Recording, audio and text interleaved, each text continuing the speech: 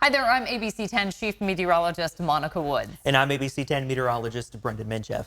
And we've got new information coming out for today, the latest snow survey. Yeah, the latest snow survey. We do this basically the first day of every new month in the winter and early spring months. Except in a leap year. Except in a leap year, right? We do it on February 29th. So the 2023-24 water year snow surveys, the first one was done January 2nd at Phillips Station just off of Highway 50 near Sierra Tahoe. Right. 30% was what we saw at Phillips Station, 28% statewide. The January 30th snow survey was 58% at the station, at the actual survey site, and 52% statewide. But this one, notice how much the numbers jumped up here. 77% at the station and 80% statewide. That number is much better than where we were just a month ago. Right, and that's why we really wanted to give this update, because February has been a great month for us and about to get better. We'll dig into that a little bit more.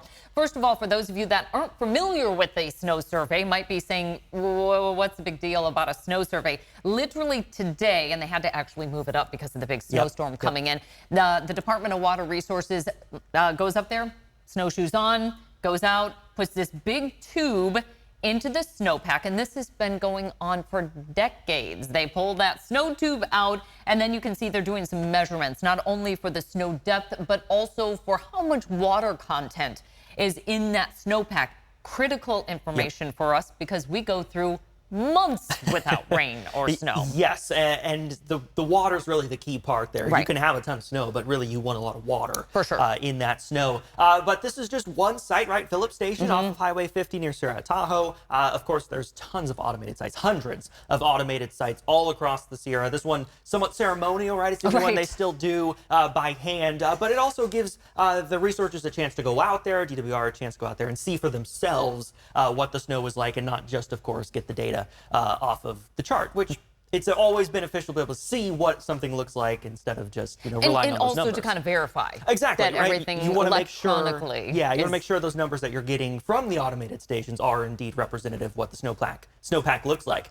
Taking a look at the map now, across the Sierra, north, central, south, northern Sierra, 91% of that average to date, which is good news. Again, a lot better than where we've been. Central Sierra, 77% average to date. Southern Sierra, 76% of average. Kind of a little bit of a flip-flop from last winter, spring, where the northern Sierra really couldn't get snow to save its life, and southern Sierra, got tons of snow. I will say I'm really glad this is flip-flop though, because our biggest reservoirs in the northern part of the state, this really helps us in the northern part of the state, whereas the southern part, I don't know how much water they could actually handle with how much we got last year. Right. I mean, Trinity's up in the far northern part of the state, Shasta, both big reservoirs. We'll talk about those in a minute here. Very important, though, to get that snow and also the rain up there, which we've had. Statewide, though, 80% of that average to date. Again, good news on that average to date. Could still be a little higher. And, of course, with the snow coming in, it will be higher. Right. And so we wanted to show you this live picture at Soda Springs. You can see near whiteout conditions already. Caltrans has been doing a really good job just trying to clear all of that snow. It's going to be all hands on deck for the next 72 hours. I mean, this is a long duration snowstorm. We've got traffic moving, but we've already seen periodic shutdowns of I-80. That's even before the heaviest stuff comes in. Yeah, and it's going to be building in, going through Thursday, and basically all day Friday and Saturday is going to be just completely whiteout conditions, heavy snow, blizzard warning. We don't get these all the time, but we do get them occasionally. Blizzard warning for a large swath of the Sierra. This continues until Sunday morning. We're going to be seeing very strong winds, 60, 70 plus mile per hour wind gusts, whiteout conditions, and then snowfall rates of multiple inches per hour, as high as maybe 3 to 5 inches per hour at times for parts of the Sierra. You can see the storm coming in. It's a big one. It's kind of the perfect setup where we've got a juicy storm coming in from the north. It's cold, bringing those cold temperatures in, but it's also tapping into a weak atmospheric river, which brings even more moisture in. We're not going to see all that much in the valley, but man, this is the perfect setup for the Sierra. That does throw people a little bit sometimes, because we don't see that much rain and people think it's a total bust of a forecast. But what's going on just up the hill is a dramatically different story, and a dangerous one as well. And that's why everybody is advised to stay down in the valley, not proceed up into the high country. Yeah, and don't look for alternate routes either. I don't want to get too off track, but alternate routes, if you can't go up 80, you can't go up 50, don't go up at all. I mean, earlier people were trying to get around some of the traffic in the snow on State Route 20. Caltrans had that shut down and said, if you don't live up there, you're not going to take it. So. And ski resorts are already saying we're likely going to be closing. Yeah, so what are you going to do up there? Just stay home. Just stay home. There you go. Okay, with that being said, let's get back to why this snowpack is so important. And at the beginning of the year, we showed you those sheer numbers of the snow survey. And I just wanted to give a comparison picture. This is from satellite imagery with the snow water equivalent. It's been highs and lows this season. Kind of low to start off with. And then we got those big storm systems coming in February. A much different picture for the middle of February. Then we got some heat. And look at how much melting takes place, evaporation. And this is not great news when we're heading into a current situation, but that water content still pretty good right now. Yeah, especially at the higher elevations. A lot of the lower elevation snow that we got, we're not talking 1,000, 2,000 feet, but you know, the lower elevation below the passes, we did lose some of that. Temperatures climbed into the 50s. I mean, we saw highs in the 50s just last weekend up in somewhere like Palisades, Tahoe, where they had that big World Cup ski event, right? So it makes for a great weather day of, but when you have a few days temperatures well above freezing, you're going to lose that snow. Yeah. And so for a lot of folks, they're not really understanding, okay, wait a minute. Again, you're talking about this water content. Where does it go? And I just wanted to talk a little bit about gravity and what happens with our snow melt path. It basically, this is just going to be a small subsection of the Sierra, by the way. I just went from the Feather River through the American River. So there's Lake Tahoe right over there. And then this is going to be Sacramento. So you can kind of see that 80-50 corridor. And basically, we've got these rivers that are going to help feed some of that snow melt into our reservoirs, like Lake Oroville and Folsom Lake. Folsom Lake being one of the bigger providers for obviously the big metropolitan area of Sacramento. But Sacramento is an interesting location because it's so flood prone when you think about the northern part of the Sacramento River flowing into it, as well as the Feather River, the Yuba River, the American River, all meeting at Discovery Park, and then it continues that flow through the Delta. Controversial area, though. Sure, yeah. I mean, we talk a lot about water being wasted, right? Or certainly that's what we hear a lot on the internet. Not necessarily the case. You know, we've done a lot of work here at ABC 10 trying to get those answers as to whether water's wasted. We've even got a whole 30-minute special on that topic. We do. Water wasted. Water wasted. It's on ABC 10 Plus. But we've really found out that actually California does a pretty good job conserving its water, storing its water. There are projects in the works like the Sites Reservoir, like the Delta Tunnel, highly controversial Delta Tunnel project that may or may not actually be in the works. We'll wait and see on that. But the point is, we are actively keeping track of the water that we've got. And not only that, but we also have different ways to manage it as well and store it. So you mentioned Sites Reservoir. A lot of folks say, oh, we need more reservoirs, more reservoirs. Yes, but the biggest kind of technology that we've started to incorporate is replenishing that groundwater. It's the water that's stored below the ground, and we have plenty of capacity for that. In fact, it's over like 80 times the amount that we could store above ground, we can store below ground. The Sustainable Groundwater Management Act put into place during one of our more severe droughts between 2011 2016, and that was by Governor Brown at the time. And he said, we got to do something more than just above ground storage. So groundwater, a big resource for us here in terms of that water storage. But of course, we still have our reservoirs. Yes, yeah. The next frontier is kind of groundwater storage, and there's a lot of active work in groundwater, but reservoirs are definitely far and away the most important part of it right now. Here's where we stand. 115% of average at Shasta, 83% capacity there, 84% capacity at Oroville, and 62% capacity Folsom, all above the average for the time of year, which is thanks to last year. Exactly, thanks to last year. Great news. We really didn't lose that much water. Of course, we used it, but we didn't go back down to like 40% capacity during the summer.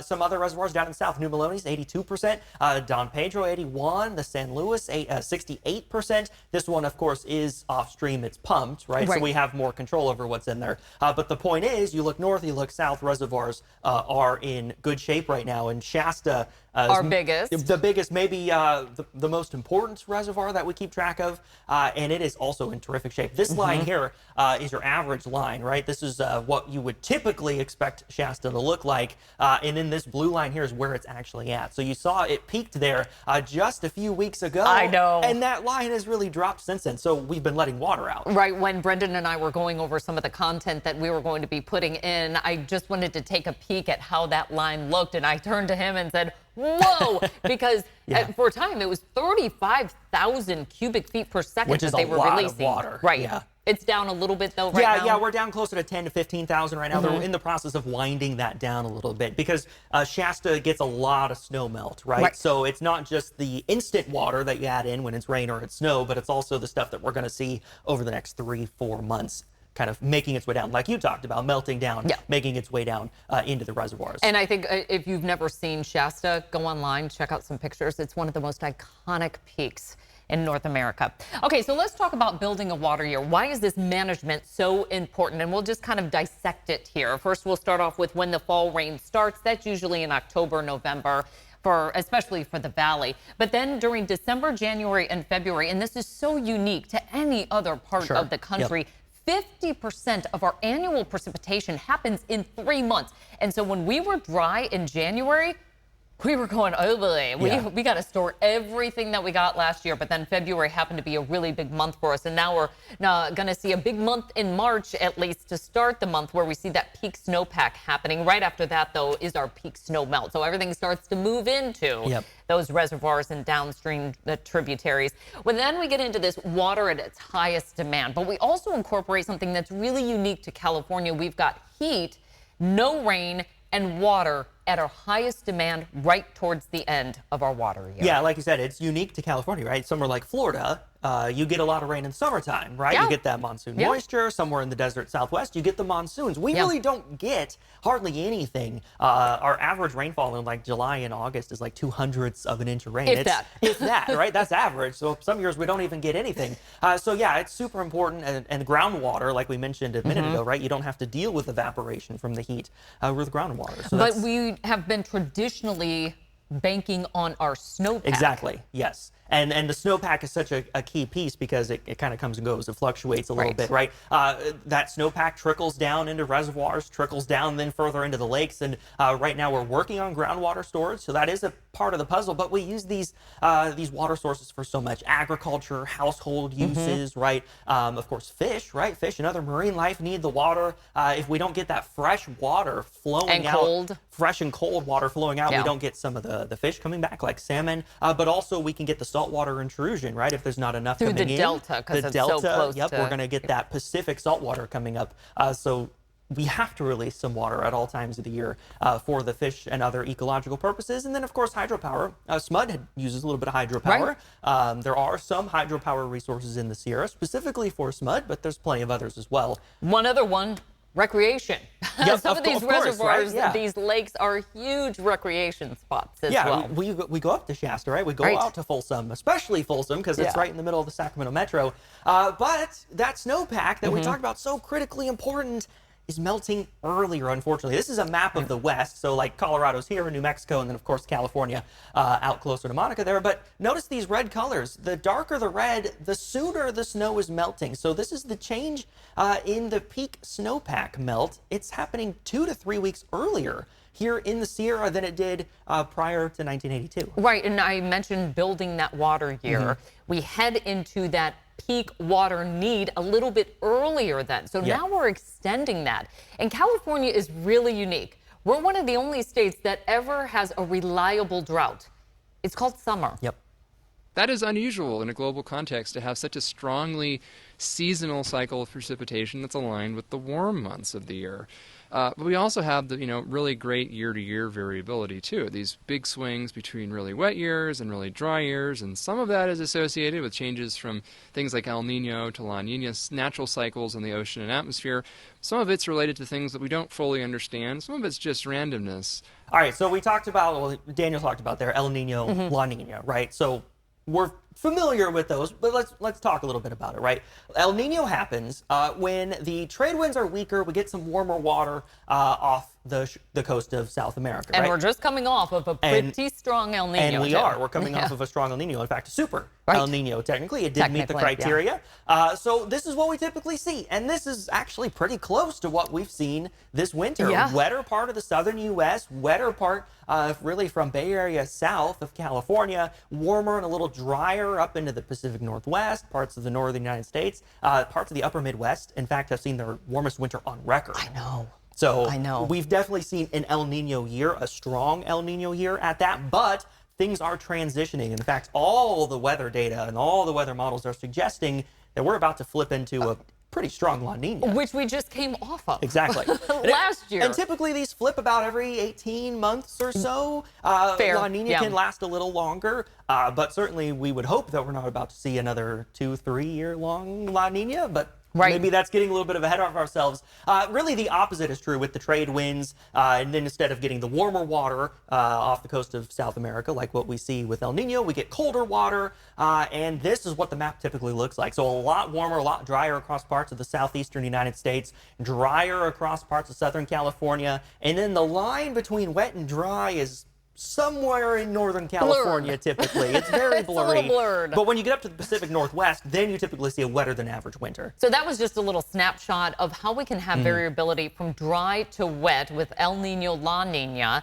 Now let's take a look at year by year. Yep. So last year at this time, we had almost 21 inches of precipitation for downtown Sacramento. This year, we're at about 13.5 inches. Which, but still okay. But still okay. I mean, look at that 30-year moving average. We usually get about 19 inches.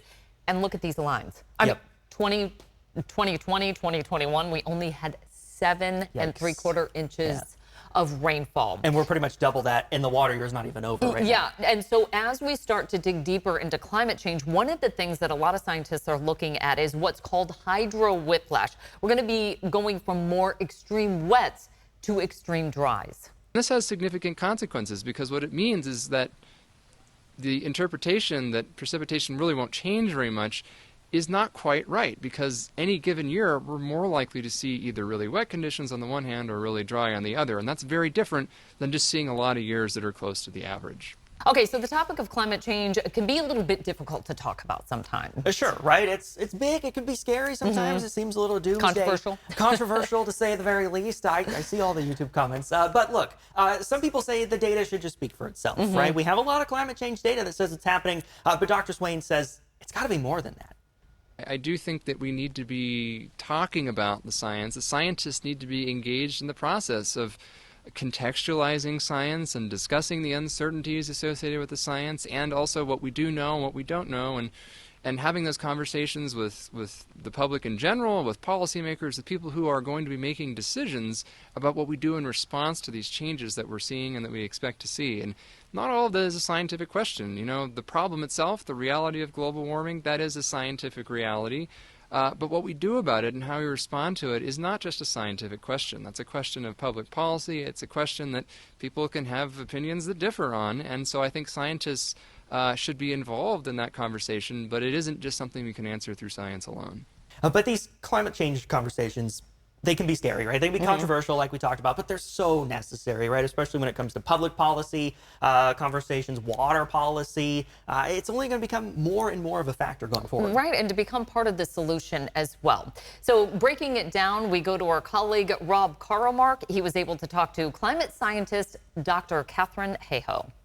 Hello, meteorologist Rob Carlmark here in beautiful South Lake Tahoe. I'm a little more casual than you're used to seeing me, but I'm here because it's very important to have these conversations about climate, which is what we're going to talk about right now, in any sort of environment, in any sort of setting. And I want to introduce you to Dr. Katherine Heho, who I found in a variety of different outlets, always the same.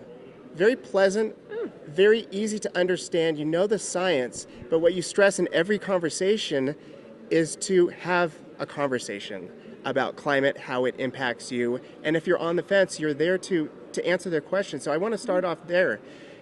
Talking about climate in a casual setting can be really challenging for almost anybody. How do you have the energy to do it day in, day out? It can be very intimidating. So a lot of people think, well, I'm not a scientist, so what am I supposed to say? And even as a scientist, I know that getting in arguments with people over the data never leads to a positive conclusion. So I've discovered that the best place to start is not with the head, but rather with the heart. Start with a way that you or someone or some place or something you love has been affected by climate change, how you feel about it, and what a positive, constructive solution looks like. If we're talking from the head and the hands rather than the heart, we can have if we're speaking from the heart and the hands rather than the head, we can have a much more positive conversation. And I think that that's what's so difficult. We find ourselves with a lot of people that we know, that we trust, that are our friends, our neighbors, our family members. But with this one issue, it seems like a big impasse. Oh, yeah. So can you help people who are in this situation where they're passionate, they feel affected by where we are and where we're going, and they just want people to understand at least where they're coming from? How can people start? How can they just move into this in a respectful way with people that may disagree? Yes. So this is such an important question. I did a whole TED talk about it. The most important thing we need to know if we're already worried about climate change, which actually most of us are, the majority of us are worried, is that it's okay for someone to care about it for a different reason than I do. So let me give you an extreme example. So say that I was a birder and I care passionately about climate change because it's affecting birds, which it is. But imagine if I felt like I had to convince everybody else in the world to become a birder first before they could care about climate change. That wouldn't work. So the secret is not to start with why you care, but to start with why they care.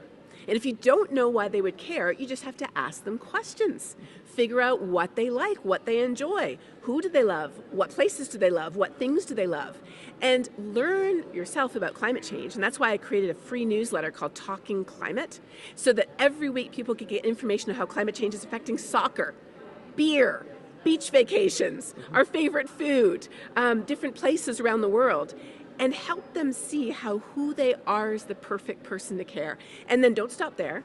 Bring in positive, constructive solutions that are making a difference in people's lives, that are saving people money, that are cleaning up the air, improving people's health, and helping with climate change too. That's the recipe to a good conversation.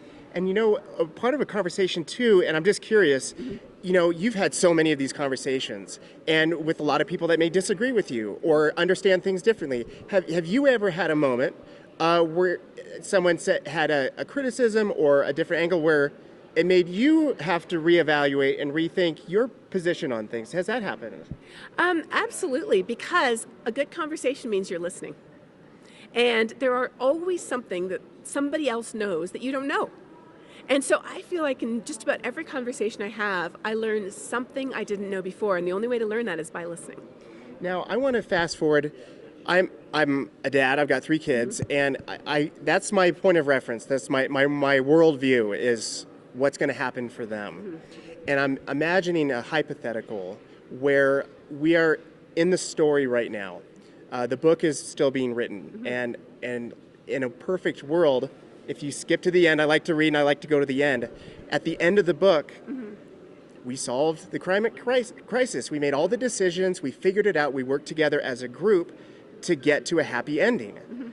But you start going back a few chapters, and there really will be this moment where it might take societies, cultures, backgrounds, countries of drastically different economic scale to come to the same conclusion. That's my biggest concern, is how do we get unified globally to go after this when everybody has so many different vested interests? Well, the book that you're imagining has already been written. There's a book called The Future We Choose, and it's almost like a choose your own adventure. It paints a picture of how clean our air would be, how walkable our cities would be, how healthy our kids would be if we fix climate change. Fixing climate change is not the goal. The goal is a better future, and that's what we have to do to get to the better future. But then it paints a picture of what would happen if we don't. A less secure world, a much less healthy world, a world where there's much more conflicts over increasingly scarce resources. So we do have to make that choice, and the sooner we make it, the better off we'll be. So that's why I do what I do as a climate scientist.